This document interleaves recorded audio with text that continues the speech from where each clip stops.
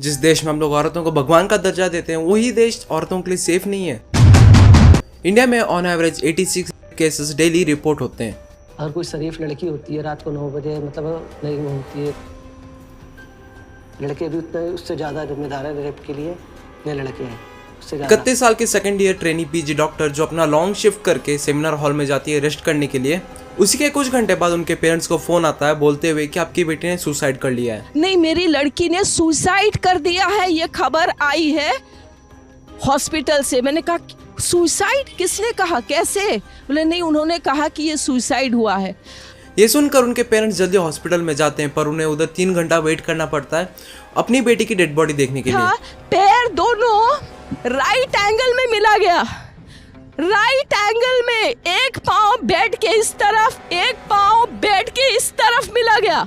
जब तक pelvic girdle नहीं टूटता है इस तरह 2 पाँव को नहीं चीरा जा सकता है। अंदर जाकर जब पेरेंट्स अपनी बेटी की बॉडी देखते हैं तो उनके होश उड़ जाते हैं। 31 साल की training doctor was a victim of sexual assault and murder. Doctor M की ऑटोप्सी रिपोर्ट में ये पता चलता है कि number 1 bleeding from both eyes, horror number 2 bleeding from the mouth, horror number 3 bleeding from the vagina, horror number 4 deep wound in vagina due to perverted sexuality, horror number 5 genital torture, horror number 6 nose and mouth clamped, horror number 7 head smashed on wall or floor to prevent her from screaming, horror number 8 throat strangled to suffocate, thyroid cartilage broken due to strangulation, horror number 10 injury on the lip।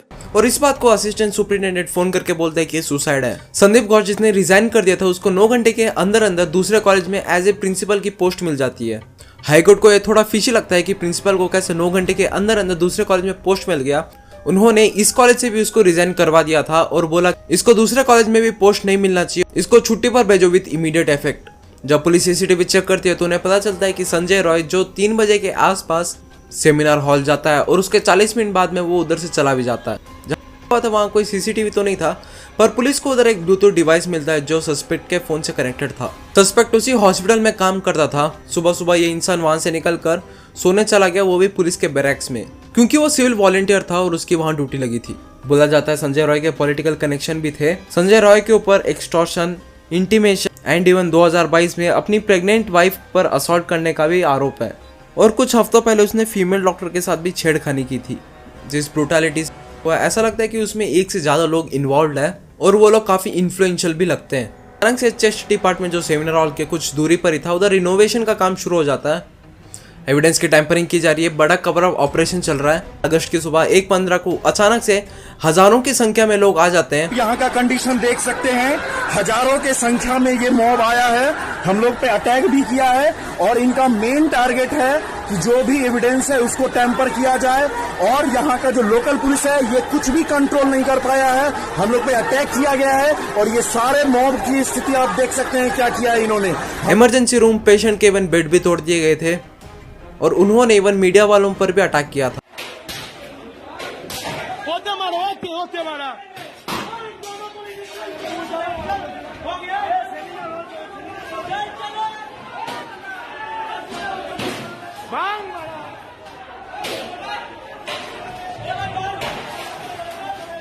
ताकि उन influential लोगों को बचाया जा सके जो इस case में डायरेक्टली इन्वॉल्व है। जिस दिन केस हुआ उसके कुछ दिन तक तो इसको मीडिया कवरेज भी नहीं मिल रही थी। वहाँ के लोकल लोग इस केस को दबाने की कोशिश कर रहे थे, पर वहाँ के डॉक्टर्स इसको देख के प्रोटेस्ट करने लगे, जिसकी वजह से इसको नेशनल कवरेज मिली। सागरिका घोष, महुआ मोइत्रा जो टीएमसी में एमपी है और पार्लियामेंट में वुमेन सेफ्टी की बात करते हुए मिल जाएंगे, और जब उनसे इसी के रिलेटेड क्वेश्चन पूछा गया तो अपने ही दरबारी जर्नलिस्ट को ब्लॉक करने लगे। लेफ्ट इको सिस्टम जो 4-5 दिन से शांत था, वो केस को दबाने की कोशिश तो कर रहे थे, वो अचानक से बोलने लगे कि हमने टीएमसी से क्वेश्चन किया, हम लोग राइट विंग की तरह नहीं है। तो भाई इतने दिन कहाँ थे, उस टाइम नहीं पूछा गया तुम लोगों से? इवन वो फीमेल पॉलिटिकल क्रिएटर जो हमेशा सरकार से सवाल पूछती रहती है, वही कह रही है कि हमें इंडिपेंडेंस डे नहीं बनाना चाहिए, पूरे देश को शर्मिंदा होना चाहिए, पर उसने इन 3 वीडियो में एक बार भी ममता बनर्जी या फिर टीएमसी सरकार से सवाल नहीं पूछा। भारत सरकार का मैसेज आया है कि हर घर तिरंगा लगाओ, स्वतंत्रता मनाओ। किसकी स्वतंत्रता मना रहे हो? बाबा राम रहीम जैसे बलात्कारियों की या ये अपने आसाराम बापू जैसे बलात्कारियों की? बताओ। मतलब जिस देश में पिछले एक हफ्ते में एक 36 घंटे की शिफ्ट लगाती डॉक्टर का कलकत्ता में बलात्कार और हत्या कर दी गई, एक बच्ची के साथ वैन में बलात्कार कर दिया गया, हाथरस में 4 लड़कों ने किसी के साथ बलात्कार। नहीं मतलब किसकी स्वतंत्रता मना रहे हैं हम? बताओ। बलात्कारियों की स्वतंत्रता मना रहे हैं। इस स्वतंत्रता दिवस पे अगर तुम्हारी पार्टी का कोई व्यक्ति, तुम्हारा कोई प्रवक्ता, तुम्हारे पॉपो के पपीज में से कोई भी अगर महिला सशक्तिकरण और नारी शक्ति की बात करने की कोशिश भी किए तो जनता इतना मारेगी कैलकुलेटर्स नहीं गिन पाओगे। इस केस को डाइवर्ट करने के लिए कुछ लोग ऐसी सिमिलर अलग अलग स्टेट से इंसिडेंट ले आएंगे और बोलेंगे व्हाट अबाउट दिस, जिसकी वजह से निर्भया 2.0 पब्लिक ऐसे चला जाए। बॉलीवुड सेलेब जो रफा पे स्टोरी डाल रहे थे, दुनिया भर की स्टोरी डाल रहे थे, उनसे बांग्लादेश के हिंदूस या फिर कोलकाता केस के बारे में बोला नहीं जाता, शायद पेमेंट नहीं मिल रही होगी। डॉक्टर नंदिनी बोल दिया कि उनके हॉस्पिटल में डेजिग्नेटेड रेस्टरूम नहीं है फॉर फीमेल डॉक्टर्स और उन्हें मजबूरी में पेशेंट या नर्स का टॉयलेट यूज करना पड़ता है और लॉन्ग शिफ्ट के बाद में उन्हें रेस्ट लेना होता है तो वही क्रैम्पर्ड वेटिंग एरिया वाले पेशेंट बेड पर वो सोती है। वेस्ट बंगाल की हालत इतनी खराब हुई कि एक ब्रॉड डे लाइट में एक जानवर अपना पीनिस फ्लैश करता है डॉक्टर के सामने, करने की कोशिश करता है।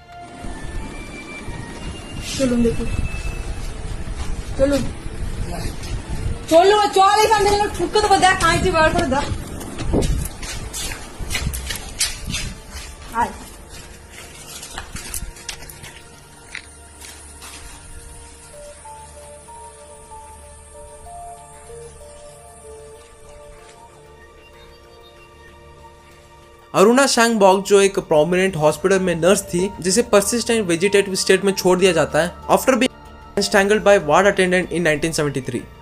इसकी वजह से उसको सीवियर ब्रेन डैमेज हो गया था जिसकी वजह से वो पैरालाइज हो गई थी और वो सुप्रीम कोर्ट में बार बार मर्सी किलिंग की प्लेयर डाल रही थी पर सुप्रीम कोर्ट हर बार मना कर देता था। एट द एंड मई 18, 2015 को एट द एज ऑफ 67 उसकी डेथ हो जाती है। कर्नाटका में 5 आदमी 2 लड़कियों को किडनैप कर लेते हैं। प्रीतम गुप्ता जिसने का रेप किया था उसको बस 10 साल की सजा मिलती है। झारखंड में 3.5 साल की लड़की हो जाता है। तमिलनाडु में एक टीन के साथ गैंग जाता है जो अपनी रिलीजियस यात्रा में थी and 85 years old girl dies after being. सब में गलती किसकी थी? वो बच्ची की या फिर वो टीन की जो यात्रा में थी या फिर उस 85 ईयर ओल्ड ग्रैनी की जो अपने आखिरी दिन काट रही थी या फिर उस ट्रेनी डॉक्टर की जो 36 आवर लॉन्ग शिफ्ट करती है और पेशेंट को बचाती है। ये कोई 3 से 4 केस नहीं है बल्कि Unnao case, Bilkis Bano case, Nirbhaya case, अटवा case, Hathras case, Shakti mills gang, brown case and murder, Rohtak case, Guwahati sexual assault case. ये तो कुछ ऐसे केस है जो बाहर आते हैं पर ऐसे कितने हजारों केस होंगे जो ऐसे दबके रह जाते हैं। 2022 रिपोर्ट के हिसाब से इंडिया में 31,516 रेप केस रजिस्टर होते हैं जिसमें से 86 रेप केस जो डेली रिपोर्ट होते थे, जिसमें से राजस्थान, उत्तर प्रदेश, मध्य प्रदेश, महाराष्ट्र, उड़ीसा टॉप 5 केस है जिसमें सबसे ज्यादा केस पाए जाते हैं और वहीं पर तमिलनाडु, नागालैंड, पुडुचेरी जहाँ पे सबसे लो रेप केस पाए जाते हैं। इतने केस रजिस्टर करने के बाद भी इंडिया में स्ट्रॉन्ग रिफॉर्म्स क्यों नहीं है? सऊदी अरेबिया जहाँ रेप अक्यूज का गला काट दिया जाता है, ईरान जहाँ डेथ पेनल्टी दे दी जाती है, चाइना जहाँ एग्जीक्यूट कर दिया जाता है और वहीं इंडिया में ड्यू टू वेरियस फैक्टर कभी कभी हियरिंग नहीं आती तो 10-20 साल में आती है, वरना कुछ साल के लिए जेल में डाल देते हैं और फ्री छोड़ देते हैं। क्योंकि माय लॉर्ड को लगता है कि every Sinner has a future, पर उस विक्टिम का क्या जिसका फ्यूचर बर्बाद हो गया। 95.6 रेप केस ऐसे हैं जो ऑफेंडर रिलेशन टू विक्टिम में आते हैं और सिर्फ 4.4 केस ऐसे हैं जो किसी स्ट्रेंजर या फिर अननोन पर्सन से किए जाते हैं। 94.2 रेप केसेस ऐसे हैं जो कोर्ट में अभी भी पेंडिंग पड़े। पर ऐसी कुछ लड़कियां भी होती हैं जो फेक रेप एलिगेशन लगाती है और सामने वाले की जिंदगी खराब कर देती है। फेक केस की वजह से उन्हें जेल में जाना पड़ता है और कभी कभी तो लोग सुसाइड भी कर लेते हैं क्योंकि उन्हें पता है कोर्ट तो उनकी सुनेगा नहीं और वैसे भी पुलिस बिना किसी इन्वेस्टिगेशन के सामने वाले को जेल में ले जाकर छोड़ देती है। जो फेक रेप केसेस 2017 में 5.5% होते थे वही अब 2021 में 55% से बढ़ गए हैं और अकॉर्डिंग टू एनसीआरबी वही रेप केस अब 72% से बढ़ गए हैं। अगर पूरी दुनिया की बात करें तो इंडिया एक्चुअली रेप केस में बहुत पीछे है। जिस कंट्री के लोग आकर बोलते हैं कि इंडिया सेफ नहीं है, ये नहीं है, वो नहीं है, उनके खुद की कंट्री में रेप रेट 27.6, 27.7 और इंडिया रैंक करता है 95th पोजीशन पर with the rate of 1.81। I hope doctor M का केस जल्दी सॉल्व हो, सीबीआई प्रॉपर अच्छे से इन्वेस्टिगेट करे और जो भी इन्फ्लुएंशियल लोग इस केस में डायरेक्टली इन्वॉल्व है उनको पकड़ा जाए। कॉम जानते हो क्या? कॉम निशानियां, आइडेंटिटीज, जो पैदा होते ही लग जाती है इनके अंदर, इस जावेद के बहुत अंदर, इसके नसों में।